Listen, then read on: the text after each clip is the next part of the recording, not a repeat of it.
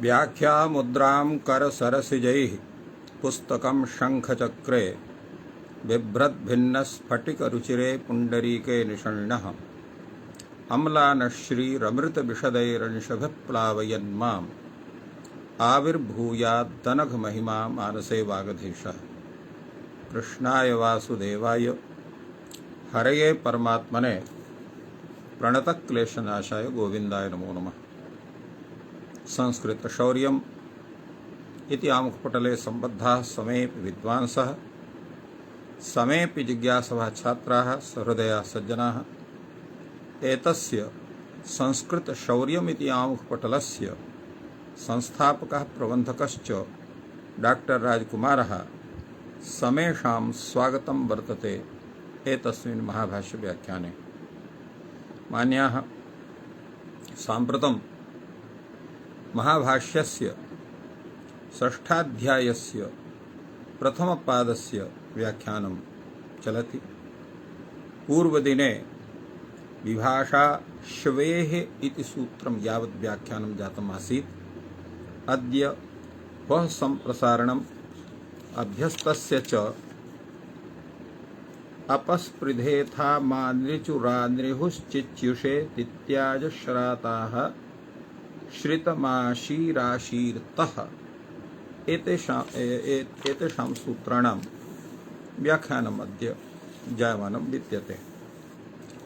पूर्वं काशिकादृष्ट्या वयं विचारं कुर्मः, अनन्तरं महाभाष्यदृष्ट्या विचारः भवति। अत्र भाष्यग्रन्थे ह्वः सम्प्रसारणम् अथ च अभ्यस्तस्य च इत्यनयोः सूत्रयोः सहैव व्याख्यानं वर्तते, अर्थात् पृथक् पृथक् व्याख्यानं नास्ति इत्यर्थः। अतः पूर्वम् अनयोः सूत्रयोः काशिकादृष्ट्या विचारं विधाय अनन्तरं भाष्यदृष्ट्या वयं विचारं कुर्मः। ह्वः सम्प्रसारणम् इति विषये भाष्यकारः वदति यत् णौ च संश्चङ्गोः इति वर्तते, अर्थात् ह्वः सम्प्रसारणम् इत्यस्मात् प्राक् णौ च संश्चङ्गोः इति सूत्रम् अस्ति। यत् सूत्रं सन् परे चङ् परे च णौ परतः अत्र श्वी धातोः विकल्पेन सम्प्रसारणं विदधाति। ह्वः सम्प्रसारणम् अत्रापि तस्य सूत्रस्य अनुवृत्तिर्भवति। अतएव अत्र काशिकाकारः वदति णौ च संश्चङ्गोः इति वर्तते। तेन एतस्य सूत्रस्य अर्थः कः भवति? सूत्रकारः कथयति, काशिकाकारः कथयति सन् परे चङ् परे च णौ परतः, अर्थात् एवं भूतम् अत्र णी भवेत् यस्मात् परे सन् वा स्यात् चङ् वा स्यात्, तदा ह्वेय इति धातुः या वर्तते तस्य सम्प्रसारणं भवति। यथा प्रयोगः अत्र जुहावैशति इति वर्तते। अत्र ह्वेय धातोः अत्र यद्रूपं सामान्यरूपेण भवति, पूर्वं तद्विषये विचारयामः। अनन्तरम् अत्र एतस्य रूपं कथं भवति इति विषये वयं तत्र विचारं कुर्मः। तत्र ह्वेय धातोः यत् स्वरूपमस्ति तत् यतोहि अयं धातुः भ्वादिगणे पठितः वर्तते। ह्वेय धातुः भ्वादिगणे एतस्य पाठस्य सत्त्वात् अत्र ह्वयते ह्वयेते ह्वयन्ते इति रूपम् एतस्य भवति। अत्र यदा वयं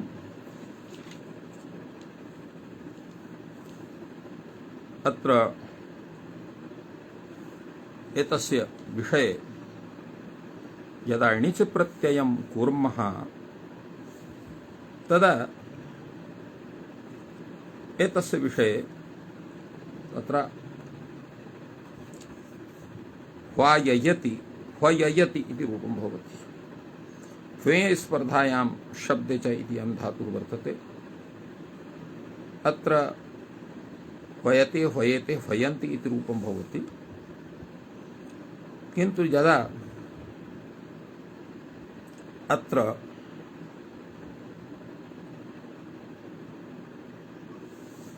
लिट् प्रत्ययः भवति तदा अभ्यस्तस्य च इति सम्प्रसारणे सति अत्र तस्य भिन्नं रूपं जायते। जुह्वाते जुहाते जुह्वाते जुह्विरे एवं रूपेण अत्र एतस्य भवति। यतोहि अत्र इत्वात् अयं धातुः उभयपदी वर्तते तथा जुहाव जुह्वतु जुहुव इत्येपदि रूपं चलति। अत्र यदा अत्र ण्यन्तात् तस्मात् धातोः अत्र सन् प्रत्ययः भवति, तत्र जुहावैषति इति रूपं भवति सन् प्रत्यय कृते सति। अत्र अभ्यासस्य संप्रसारणं वा भवति। कस्य संप्रसारणं भवति उच्यते सन् प्रत्यये परे धातोः संप्रसारणं भवति। सन् प्रत्यये ण्यन्तात् धातोः सनि चङि च परे। अतः अत्र हु इत्यवस्थायां ह्वे इति धातु यदा णी प्रत्ययः यदा सन् भवति तदा अत्र अभ्यासस्य दीर्घ क्षमतां तत्र संप्रसारणं जायते। तेन हावयति इति रूपं भवति, हावईश इति स्वरूपं जायते। द्वित्वाधिकारी सति जुहावईश इति, लडाधिकारी जुहाविष्यति जुहावैषति जुहावैषतः जुहावैषन्ति एवं रूपेण तस्य रूपं जायते। ण्यन्तावस्थायां यदा लुङ्लकारः भवति तदा तत्र चिलि इति चिलि इत्यस्य स्थाने चङ् इति आदेशः भवति। तत्र चङ् इति द्वित्वे कृते सति अभ्यासस्य किम् अनेन सूत्रेण चङि परे भवति। अभ्यासस्य तु अन्या कथा वर्तते। तेन अत्र हुः जुहु इत्यवस्थायाम् अत्र हु घटकस्य उकारस्य अत्र गुणाधिकारे कृते सति जुह्ववत् जुह्वतां जुह्वन् इति रूपं जायते। संप्रसारणस्य बलीयस्त्वात् साच्छा साह्वा वे पां युक् इति सूत्रेण प्रागेव युग् न भवति। यतोहि संप्रसारणशास्त्रस्य बलीयत्वं भवति, बलीयस्त्वं वर्तते। संप्रसारणम् इति वर्तमाने पुनः संप्रसारणम् इत्युक्तं विभाषा इत्यस्य निवृत्त्यर्थम्। कारणम् इत्थमस्ति यत् इतः पूर्वं यत् सूत्रं वर्तते तत्र यस्मात् एषु स्थले सर्वत्र संप्रसारणम् इत्यस्य अनुवृत्तिर्भवति,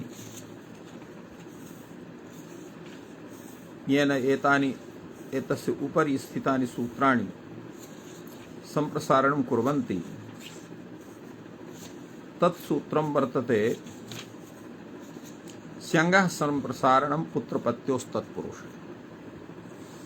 स्यङ्गः संप्रसारणं पुत्रपत्योस्तत्पुरुषे इत्यस्मात् सूत्रात् सर्वत्र संप्रसारणस्य अनुवृत्तिर्भवति। तो अत्रापि तस्मादेव सूत्रात् संप्रसारणस्य अनुवृत्तिः स्यात्, यथा एतस्मात् सूत्रात् पूर्वेषु सूत्रेषु संप्रसारणस्य अनुवृत्तिर्भवति। तदा उच्यते संप्रसारणम् इति पुनः वर्तमाने संप्रसारणम् इत्युक्तं विभाषा इत्यस्य निवृत्त्यर्थम्। अर्थात् विभाषा इत्यस्य निवृत्ति स्यात्, अन्यथा संयोगशिष्टानां सही प्रवृत्ति सही निवृत्ति इति रीत्या अत्र विभाषा इत्यस्यापि अनुवृत्ति स्यात्। तेन वैकल्पिकं संप्रसारणमत्रापि भवेत्, नाम तन्न भवेत् इति कृत्वा अत्र सूत्रे वह संप्रसारणम् इत्यत्र संप्रसारणस्य कथनं वर्तते। यद्यपि एतस्य सूत्रस्य स्वरूपम् अत्र वह संप्रसारणम् अभ्यस्तस्य च इत्येवं करणीयमासीत्, किन्तु भाष्यकारः अत्र पृथक् पृथक् सूत्रं करोति। अथ च तत्र सूत्रकारोऽपि तत्र वः सम्प्रसारणम् अभ्यस्तस्य च इति पृथक् पृथक् सूत्रं पठति। वः सम्प्रसारणम् अभ्यस्त च इति एक योगेन सिद्धे पृथक् योगकरणं किमर्थम् इति जिज्ञासायाम् उच्यते। अनभ्यस्त निमित्त प्रत्ययेन व्यवधाने संप्रसारणा भाव ज्ञापनार्थ। अर्थात् अनभ्यस्त निमित्तक प्रत्ययस्य चेत् व्यवधानं भवति तत्र संप्रसारणं न भवेत् एतदर्थम् अत्र कथितं वर्तते। तेन वायकम् इच्छति वायकीयति वायकीयते अत्र न भवति संप्रसारणं। यतोहि अत्र व्यवधानं वर्तते भिन्न प्रत्ययस्य वायक इत्यत्र। वायक इत्यत्र किं भवति? वय धातोः यदा डबुल प्रत्यय तदा वायकः इति भवति। वायकम् इच्छति इति वायकीयति। अत्र णीच प्रत्ययः वर्तते, अतः णे अणौ परे अत्र भवितुमर्हेत्, किन्तु न भवति संप्रसारणं, यतोहि व्यवधानं वर्तते अत्र। संप्रसारणा भाव ज्ञापनार्थं वायकम् इच्छति इति वायकीयति वायकीयते अत्र न भवति। एवं सन् प्रत्ययेपि जिह्वाकीयेषति अत्रापि न भवति। तो एवं एतस्य सूत्रस्य व्याख्यानम् अत्र जातम्। एवमेव अभ्यस्तस्य चापि इति सूत्रस्य व्याख्यानं वर्तते। अत्र वः सम्प्रसारणम् इत्यस्मात् सूत्रात् वः इत्यस्य सम्प्रसारणम् इत्यस्य च अनुवृत्तिर्भवति। तेन वः इति वर्ते तद् अभ्यस्तस्य इत्यनेन व्यधिकरणम् अत्र वर्तते। अर्थात् अभ्यस्तस्य यो ह्वयतिः, कश्च अभ्यस्तः तस्य ह्वयतिः प्रश्नः भवति। यतोहि भवान् वदति अभ्यस्तस्य इत्यनेन व्यधिकरण अभ्यस्तस्य यो ह्वयति, तो कश्च अभ्यस्तः तस्य ह्वयतिः प्रश्नः भवति। उच्यते कारणं तेन अभ्यस्त कारणस्य ह्वयतेः प्रागेव द्विर्वचनात् संप्रसारणं भवति। अभ्यस्त कारणस्य ह्वयते, अभ्यस्तस्य कारणं यः ह्वय धातुः तत्र द्विर्वचनात् प्राग् अर्थात् द्वित्वस्य ततः प्रागेव संप्रसारणं भवति। तेन अत्र संप्रसारणे सति जुहाव जुहूयते जुहूषति, लिटि जुहाव इति, यङि जुहूयते इति, सनि जुहूषति इति। तो एवं एतस्य सूत्रस्यापि व्याख्यानं काशिकाकारेण सम्यक्तया विहितम्। अधुना वयं भाष्यदृष्ट्या विचारं कुर्मः। पूर्वमेव अस्माभिः कथितमासीत् यत् वः सम्प्रसारणम् अभ्यस्तस्य च इत्यनयोः सूत्रयोः सहैव व्याख्यानं विद्यते। अर्थात् पृथक् पृथक् व्याख्यानं नास्ति भाष्यकारेण। तत्र भाष्यकारः पूर्वमेव तत्र पठति वः सम्प्रसारणे योग विभागः। वः सम्प्रसारणे अर्थात् फेय इत्यस्य सम्प्रसारणे विषये योग विभागः करणीयः। कथं भूता योग विभागः करणीयः? यदा उच्यते वः सम्प्रसारणं भवति णौ च संश्चको। अर्थात् वः सम्प्रसारणम् इत्यत्र णौ च संश्चको इत्यस्मात् सूत्रात् णौ इत्यस्य संश्चको इत्यस्य अर्थात् सम्पूर्णं सूत्रम् अनुवर्तते। तेन भूयः सम्प्रसारणं भवति सन् परे णौ चङ् परे णौ इति अर्थः एतस्य निष्पद्यते इति एकः योगः। अपरः योगः भवति अभ्यस्तस्य च। अभ्यस्तस्य सम्प्रसारणं भवति णौ च संश्चको, णौ परे णौ परक् सनि परे चङ् परे च अभ्यस्तस्य सम्प्रसारणं भवति इति एवं रूपेण अत्र योग विभागः करणीयः। अत्र योग विभागस्य कथनस्य कः आशयः इति तावत् पूर्वं काचन जिज्ञासा भवति। यतोहि सूत्रपाठे तु वः सम्प्रसारणम् इति एकं सूत्रम् अभ्यस्तस्य च इति द्वितीयं सूत्रम् एवं रूपेण पठितं वर्तते। वः सम्प्रसारणम् इति षष्ठाध्यायस्य प्रथमपादस्य 32 सूत्रं वर्तते। अभ्यस्तस्य च इति षष्ठाध्यायस्य प्रथमपादस्य 33 सूत्रं वर्तते। तर्हि पृथक् पाठस्थस्तेव योगविभागस्य का आवश्यकता का वर्तते? तदा उच्यते सूत्रपाठः यदा संहितया वर्तते तदा ह्वस्संप्रसारणमभ्यस्तस्य च इत्येव स्वरूपं तस्य स्यात्। विभाषाश्वेः ह्वस्संप्रसारणमभ्यस्तस्य च अनन्तरं तत्र अपस्पृधेथा मा नृचुरा नृहुश्चिच्युषेतित्याजश्राताः शितमाशीराशीर्ताः न संप्रसारणे संप्रसारणम् एवं रूपेण संहिता पाठ। तो संहिता पाठ दृष्ट्या संप्रसारणमभ्यस्तश्च एकं सूत्रमपि भवितुमर्हति इति धिया अत्र भगवता भाष्यकारेण कथितं संप्रसारणे इत्यत्र योग विभागः करणीयः। संप्रसारणमिति योगायोगः तत्र नौ च संशको इत्यस्य अनुवृत्तिर्भवति एवं अभ्यस्तस्य च इति द्वितीयः योगः अभ्यस्तस्य संप्रसारणं भवति अत्र एवं रूपेण कृतं वर्तते। प्रश्नः भवति किमर्थम् अत्र योग विभागः भवता कृतः वर्तते? किमर्थः योग विभागः? उच्यते णौ च संश्चङ् विषयार्थः। णी विषये तत्र णी सन् परक् णी परे चङ् परक् णी परे द्वयः संप्रसारणं भवतु तेन जुहावेशति अजुहवत् इत्येवभूताः प्रयोगाः सिद्धाः स्युः। प्रश्नः भवति किं कारणं न सिद्ध्यति? तत्र ह्वः अभ्यस्तस्य इत्युच्यते। ह्वः अभ्यस्तस्य इत्युच्यते न चैतद् ह्वः अभ्यस्तम्। अत्र ह्वः इत्यस्य अभ्यस्तसंज्ञा न भवति। कस्य तर्हि ह्वायतेः ण्यन्त ह्वे धातुः अत्र अभ्यस्तसंज्ञा भवति। कथम्? एकाचे द्वे प्रथमस्य इत्यधिकारे एवं तर्हि ह्वयते अभ्यस्तस्य इत्युच्यते न चात्र ह्वयति अभ्यस्तं कस्तर्हि ह्वाययति एव अभ्यस्तं वर्तते ह्वयतिरेव अत्र अभ्यस्तं वर्तते। कथम्? एकाचे द्वे प्रथमस्य इत्यस्य कथनात्। एवं यस्य अभ्यस्तस्यैव तत्र संप्रसारणं स्यात्। णौ सन्परेणौ चङ्परेणौ अत्र संप्रसारणं न स्यात्। अस्मात् हेतोः ह्वः संप्रसारणम् इति पृथक् योगः करणीयः। अभ्यस्तः योगः करणीयः। तेन अत्र कश्चन दोषः न भवति अर्थात् प्रयोगसिद्धिः स्वयमेव जायताम्। एतद्विषये अत्र कैयटः किञ्चित् वक्ति। सः कथयति हो अभ्यस्तस्य इत्युच्यते इत्यभिहितेवं तर्हि ह्वयतेरभ्यस्तस्य इत्यादिकम् अर्थभेदाभावात् पुनरुक्तम् इत्याहुः। तत्र पौनरुक्त्यं परिहरति जिह्वायिकी ईषत् इत्यादौ संप्रसारणं न प्रवर्तिष्ठ इति ह्वयतेः अर्थाव्यतिरेकः रूपाव्यतिरेकः वा आश्रयितव्यः। अर्थाव्यतिरेको अर्थव्यतिरेकोऽपि न भवेत् रूपव्यतिरेको न भवेत्। रूपव्यतिरेकः रूपस्य यादृशः रूपः यादृशं रूपं तस्य कथितं तदेव रूपं तत्र गृहीतं भवति भिन्नं रूपं न गृहीतं भवति।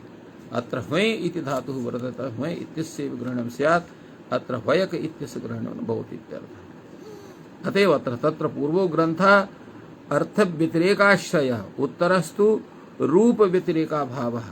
तो इह ह्वयतेः अर्थः यत्र न व्यतिरिच्यते यथा जुहाव जुहवत् अत्र तस्य अर्थः न व्यभिचरति। एवं ह्वयतेः अर्थः न तथा जुहाव एतत्र संप्रसारणे न भाव्यम् न तु अर्थव्यतिरेके। संप्रसारणे तत्र करणीयं जुहाव इत्यत्र न तु अर्थव्यतिरेके भवति। अत्र ह्वायतौ च ण्यर्थस्य प्राधान्यात् अतिरिक्तार्थः ह्वयतिः इति पूर्वपक्षः। अर्थात् ह्वेय धातु विषये ण्यर्थस्य प्राधान्यं भवति। इतो प्रेरणार्थे तत्र णिच् प्रत्यावर्तस्य प्राधान्यं भवति। तद्व्यतिरिक्तार्थः ह्वयतिः इति वर्तते। अतः तद्विषये अयं प्रश्नः सञ्जातः।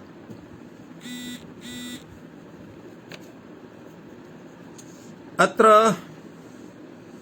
भाष्यकारः अग्रे कथयति अभ्यस्त निमित्ते अनभ्यस्त प्रसारणार्थम अर्थात अभ्यस्त निमित्तो इति वक्तव्यम्। अभ्यस्त निमित्ते परे अत्र संप्रसारणं भवति। प्रश्नः भवति किं प्रयोजनम्?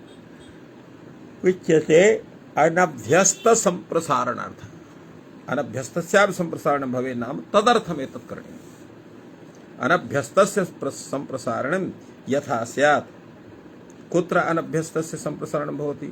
जुहूषति, जुहूयते इत्यादौ।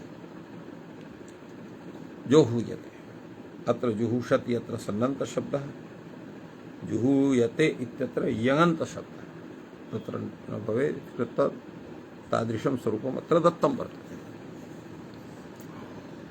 अग्रे तावत् उच्यते यत्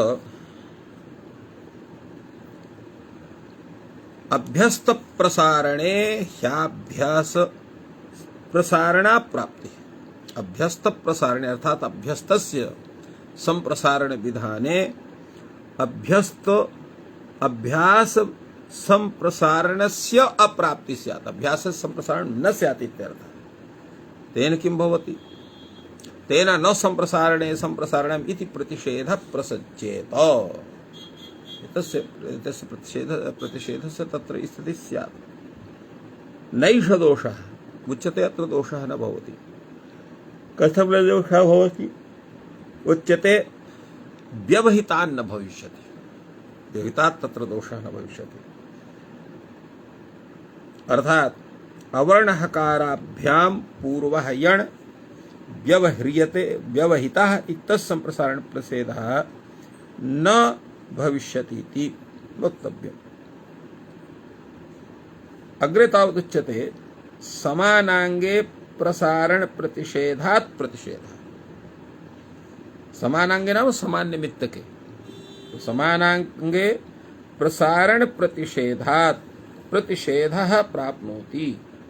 अर्थात समानांगे संप्रसारण प्रतिषेधः। समानांग विशेषतः यत्र संप्रसारण से प्रतिषेधः भवति, तो संप्रसारण प्रतिषेधात् प्रतिषेधः प्राप्नोति। तो प्रतिषेधः करणीयः।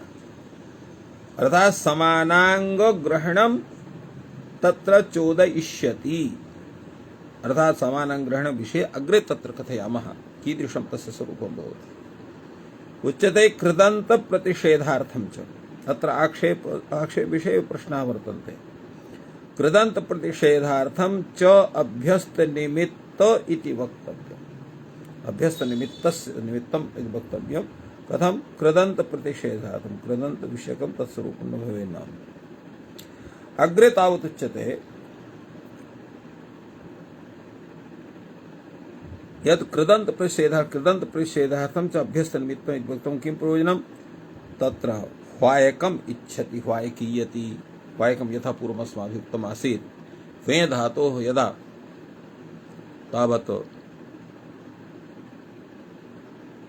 णौर् प्रत्ययः भवति तदा ह्वायकः अथवा ह्वायकम् इति रूपं भवति। ह्वायकम् इच्छति इति ह्वायकीयति इति भवति। एवं ह्वायकीयते सन् जिह्वायकीइषति इति रूपं भवति। तो अत्र संप्रसारणार्थं तथा करणीयम् इत्यर्थः। स तर्हि निमित्त शब्दः उपादेयः। तत् उच्यते अत्र निमित्त शब्दस्य उपादानं करणीयम्। नहि अंतरेण निमित्त शब्द निमित्तार्थो गम्यते। उच्यते भवतु नाम निमित्त शब्दः उपादेयः, किन्तु यावत् निमित्त शब्दस्य प्रयोगः न भवति तदा निमित्तार्थः न ज्ञातः स्यात्। नहि अंतरेण निमित्त शब्द निमित्तार्थो गम्यते। अग्रे उच्यते अंतरेणापि निमित्त शब्द निमित्तार्थोऽवगम्यते। अर्थात निमित्त शब्दस्य प्रयोगं विनापि निमित्तार्थः अवगन्तुं शक्यते। उच्यते कथं गातुं शक्यते? उच्यते नड्वलोदकं पादरोगः। तत्र तस्मिन् ततः पूर्वम् उच्यते दधित्रपु संप्रत्यक्षो ज्वरः। दधु दधि त्रपु संप्रत्यक्षो ज्वरः इति तस्य वाक्यस्य स्वरूपं वर्तते। तर्हि अत्र किं गम्यते उच्यते अत्र ज्वर निमित्तं दधि त्रपु संप्रत्यक्षो वर्तते इति वक्तुं शक्यते। कश्चन ज्वर निमित्तमिति प्रतीतिं विदधाति। नडवल यह समुदायः वर्तते। एवं अत्रैव विषय उच्यते यत् दधिपुत्र संप्रत्यक्ष ज्वरः ज्वरनिमित्तं गम्यते। नडवलोदकं पादरोगः पादरोगनिमित्तम् इति गम्यते। कथं यथा आयुर्वै घृतम् अत्र किम् आयाति तत्र घृतम् आयु न भवति अपि तु आयुषः निमित्तं भवति। अतः आयुषो निमित्तम् इति गम्यते। शब्दकारादिकम् अत्र गन्तुं शक्यते। अग्रे तावत् उच्यते अथवा अकारः मत्वर्थीयः। अथवा अत्र मत्वर्थीयः अकार प्रत्ययः वर्तते। अभ्यस्तम् अस्ति अस्मिन् सः अयम् अभ्यस्तः। उभय अभ्यस्तम् इति सूत्रेण अभ्यस्त संज्ञा भवति। तो अभ्यस्तम् इति संज्ञा यस्य असौ अभ्यस्तः। तो अथवा अकारः मत्वर्थीयः अनभ्यस्तमस्त्यस्मिन् सः तत्र अत्र एतद्विषये उच्यते अभ्यस्तम् अस्ति अस्मिन् सः अयम् अभ्यस्तः। अभ्यस्तस्य अर्थात अत्र अभ्यस्त शब्दः यः वर्तते अभ्यस्त सूत्रे स मतुपर्थक अप्रत्ययान्तः वर्तते। अथवा अभ्यस्तस्य इति नैषा ह्वयति समानाधिकरणः षष्ठी। अभ्यस्तस्य इत्यत्र या षष्ठी सा ह्वयति समानाधिकरणा षष्ठी नास्ति। प्रश्नः भवति किं तर्हि षष्ठी प्राप्नोति। तदा उच्यते एतत् विषये अथवा अभ्यस्तस्य तेन नैषा ह्वयति समानाधिकरणा षष्ठी। ऐसा षष्ठी ह्वयति समानाधिकरणा नास्ति। का तर्हि संबंध षष्ठी अत्र वर्तते। अभ्यस्तस्य यो वसति ही। तो एवं उच्यते अग्रे तावत् उच्यते संबंध षष्ठी। का तर्हि वर्तते संबंध षष्ठी वर्तते। अभ्यस्तस्य यो ह्वयति ही। अभ्यस्तस्य यो ह्वयति ही तस्य षष्ठी भवति। प्रश्नः भवति किंच अभ्यस्तस्य ह्वयति।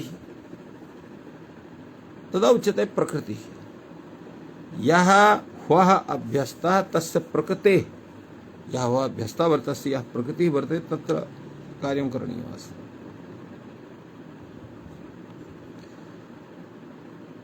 एवं अग्रे तावत् उच्यते प्रकृतिः। कः प्रकृतिः। यः अभ्यस्तस्य प्रकृतेः अभ्यस्तस्य प्रकृतिः भवति। योग विभागः किमर्थः। योग विभागस्तु कर्तव्य एव। योग विभागेनैव तत्र अत्र करणीयम्। नात्र ह्वयति अभ्यस्त प्रकृति। अत्र ह्वय धातुः तत्र अभ्यस्तस्य प्रकृतिः नास्ति। किं तर्हि तत्र ज्ञापयति। तो एवं अत्र विचारः भवति। श्रावयति इति भवतः रूपं भवति। इत्थम् एतस्य सूत्रस्य विषये भूयान् विचारः अत्र सञ्जातः। अग्रे तावत् यत् सूत्रं वर्तते तत्सूत्रमस्ति अपस्पृधेथा मानृचुरानृहुश्चिच्युषेतित्याजश्राताः शीत माशीराशीर्तः। एतस्य सूत्रस्य विचारप्रसङ्गे वयं पूर्वं काशिकाग्रन्थं पश्यामः। काशिकाकारः एतस्य सूत्रस्य विषये किं विचारयति। काशिका विषये उच्यते अत्र बहुलं छन्दसि इति सूत्रं ततः पूर्वं वर्तते तदनन्तरं चायकी इति सूत्रं वर्तते अनन्तरम् अवस्पृधेथादि इत्यादि सूत्रं वर्तते। अतः बहुलं छन्दस् इति सूत्रात् बहुलं छन्दस् इत्यस्य अनुवृत्तिः वर्तते। तदा एतस्य सूत्रस्य अर्थः कः भवति एतद्विषये सूत्रकारः कथयति काशिकाकारः व्याचक्षणः सूत्रं छन्दस् इति वर्तते अपस्पृधेथाम् इति स्पर्ध संघर्षे इत्यस्य लङि आयाम द्विर्वचनं रेफस्य संप्रसारणम् अकारलोपश्च विनातनात्। अर्थात अत्र अपस्पृधेथाम् इत्यत्र अपपूर्वक स्पर्ध संघर्षे धातुः वर्तते।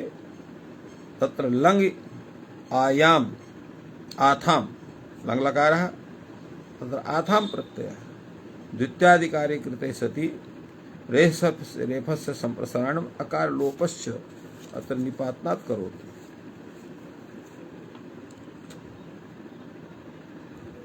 तो एवं एतद् विषये अत्र विचारयन् काशिकाकारः कथयति यत्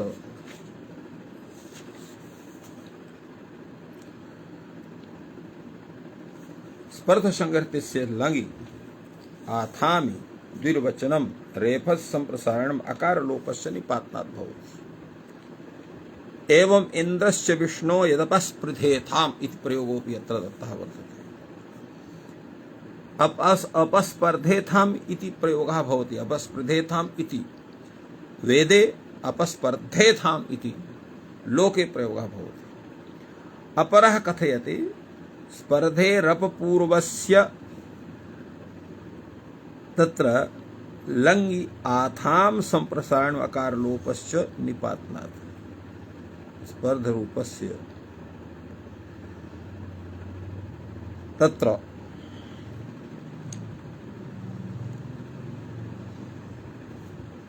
अत्र कश्चन कथयति स्पर्धधातोः अपूर्वस्य स्पर्धातोः लङि आथाम अर्थात आथाम प्रत्यये संप्रसारण अकार लोपश्च भवति निपातनात्। बहुलं छन्दसि अमांग योगेपि इत्यनेन अडागमा भावः तत्र प्रत्युदा हरणम् अपास्पर्धेथाम् इति भाषायां वर्तते। आनृचुः आनृहुः इति रूपं वर्तते अर्च पूजायाम् अरह पूजायाम्। आनृहुः आनृचुः अत्र अर्च धातोः आनृहुः अत्र अर्ह धातोः इत्यनयोः धातवोः लिटि उसी संप्रसारणम् अकारलोपस्य। अत्र लिट् लकारो भवति उसी प्रत्यय परे। तो एवं एतस्य विषये अत्र दत्तं वर्तते। बहुलं छन्दस्यमागोगेऽपि इति अडागमा भावः अत्र अडागमः नास्ति। अत्र प्रत्युदाहरणम् अपास्पर्धेथाम्। एवं अत्र विचारः जातः। अग्रे तावत् काशिकाकारः वदति आनृचुः आनृहुः अर्थात अर्च पूजायाम् अर्ह पूजा इत्यनयोः धातोः लिटि उच् संप्रसारण अकार लोपस्य निपातनात् भवति। तदा द्वित्वं तत्र उरत् इत्यनेन दत्त्वम् अत आदेः इति सूत्रेण अत्र दीर्घे कृते सति अपास्पृधेथाम् इति रूपं जायते। तस्मात् नुडिदलः इति नुडागमः। उग्रा अर्कम् आनृहुः न वसूनि आनृहुः अत्र उभयत्र द्वित्वाधिकार्यं जातम्। आनर्चुः आनर्हुः इति इत्येवम् उच्यते। यत् अत्र किं भवति अर्ह तत्र आनृहुः इति रूपं यदा सिद्ध्यति अथवा तत्र द्वितीयं यद् रूपं वर्तते तत् आनर्चुः तत्र आनृहुः इति रूपम् अथ च आनृचुः इति रूपं निपातनात् भवति। तत्र किं भवति निपातनात्? अत्र द्वित्वं भवति, उरदत्वं भवति, अतादि दीर्घत्वं भवति। तस्मात् द्विहलः इति नुडागमः भवति। या उग्रा अर्कम आनृहुः न वसून्य इति रूपेण इत्थम् आनरहुः आनरहम् इति भाषायाम् अर्थात् लोके तादृशं रूपम् आनर्चुः आनरहुः इति रूपं भवति। चिच्युषे इति च्युः धातोः अत्र च्युः धातोः लिटि से शब्दे परे अभ्यस्त संप्रसारणम् अनिट् भवति निपातनात् चिच्युषे इति। चिच्युष इति भाषा तित्याज एवं रूपेण वर्तते। त्यज धातुः अत्र लिट् लकारे तित्यजे तित्याजे इति रूपं भवति। श्राता इति अत्र श्रीयपाक इति धातोः अत्र क्ता प्रत्यये कृते सति तत्र धातोः श्रेय स्थाने श्रा इति आदेशः भवति। तेन श्रातास्त इंद्र सोमाः इत्यत्र श्रातः इति रूपं जायते। एवं श्रितम् इति तस्यैव तत्र श्रीय धातोः अत्र श्रीणाति इति तत्र ह्रस्वे कृते सति सोमो राजा क्षमतां सोमो गौरी अधिश्रितः शितानो गृह्याः अत्र संप्रसारणे कृते सति एवं रूपं सिद्ध्यति। श्रितः इति रूपं भवति। शितानो गृह्याः अनयोः श्राभावस् श्रीभावयोः विषय विभागमिच्छन्ति। श्राभाव करणार्थम अथवा श्रीभाव करणार्थम विषय विभाग करणीयः। सोमेषु बहुलेषु श्राभावः सोम बहुलेषु सोमेषु श्राभावः भवति। तो एवं अत्रापि तथैव वर्तते। अत्र श्राभाव श्रीभावयोः विषय विभागमिच्छन्ति। सोमेन बहुषु श्राभावः कृतः अन्यथा श्रीभावः एव स्यात्। सोमाद् यज्ञस्य तो एवं सोमेषु बहुषु श्राभावः एव भवति अन्यत्र तु श्रीभावः भवति। सोमाद् अन्यत्र क्वचित् एकस्मिन्नपि श्राभावो भवति इति उच्यते। तो यदि श्राधातोः जुहोतम तस्य आत्मा न भवति इति वचनस्य अव्यक्षतत्वात् उपशर्म संग्रहो। तो एवं अत्र श्रीयपाके धातोः अत्र ता प्रत्यय कृते सति श्राभावे कृते सति श्राताः भवति। तेन श्रातास्ते इन्द्रसोमाः। श्रित इत्यतस्मादेव अत्र श्री धातोः ह्रस्वे कृते सति सोमो गौरी अधिश्रितः इत्यरूपेण तत्र ता प्रत्यय अत्र श्री इति भावः भवति। तेन श्रितः इति रूपं भवति। तो सोमेषु बहुषु श्राभावेव अन्यत्र श्रीभावः इति एव रूपेण अत्र व्यवहारः कृतः वर्तते। सोमादन्यत्र क्वचित् एकस्मिन्नपि श्राभावो दृश्यते। यदि श्रातो जुहूतनम् अत्र श्रातः इति शब्दः तत्र सोम भिन्नार्थेपि वर्तते अन्यथा श्रीभावः एव स्यात्। अग्रे तावत् उच्यते धाता इति क्षमतां श्राता इति भवति श्रितम् इत्यपि जातम्। अन्यत्र यदि श्रातो जुहोतनः अत्र श्राता इति बहुवचनस्य अव्यक्षितत्वात् उपसंग्रहः द्रष्टव्यः। आशीराशीर्त इति तस्यैव श्रीणातेः आङ् पूर्वस्य क्विपि निष्ठायां शीर इति आदेशः भवति। तेन आशीर्ताः इति रूपं निष्ठायां नत्वा भावः अपि निपातनात् भवति। तो तासाम् आशीरा दुहन्ति इति रूपं जायते। आशीर्तम् ऊर्जम् एवं अत्र वर्तते। क्षीरैर्मध्यतः आशीर्तः इत्थम् एतत् सूत्रस्य व्याख्यानं अत्र काशिका दृष्ट्या वर्तते। अधुना वयं महाभाष्यदृष्ट्या एतस्य सूत्रस्य व्याख्यानं कुर्मः। महाभाष्यकारः एतस्य सूत्रस्य विषये किं वदति, कथम् एतस्य व्याख्यानं विदधाति। भाष्यकारः कथयति यत् अपस्पृधेथाम् इत्यत्र निपातनात् किं क्रियते, किं निपात्यते इति पंक्तिः वर्तते। भाष्यकारः कथयति स्पर्ध धातोः लङ्गि आत्मनेपदानां मध्यम पुरुषस्य द्विवचने आथाम इति प्रत्यये सति अत्र द्विवचनं संप्रसारणम् अकार लोपश्च निपात्यते। पूर्वं द्विवचने क्रियते स्पर्ध स्पर्ध इति भवति। एवं किं भवति, संप्रसारणं क्रियते। स्पर्ध रेफ संप्रसारणे कृति ऋकारः भवति, तेन स्पृध इति जायते। अन्यत् भवति अत्र अकार लोपश्च, अकारस्य लोपोऽपि भवति। एवं द्विवचनं यदा स्पर्ध अन संप्रसारणं पस्पृध अकार लोपश्च। तो अकार लोपे कृते सति अत्र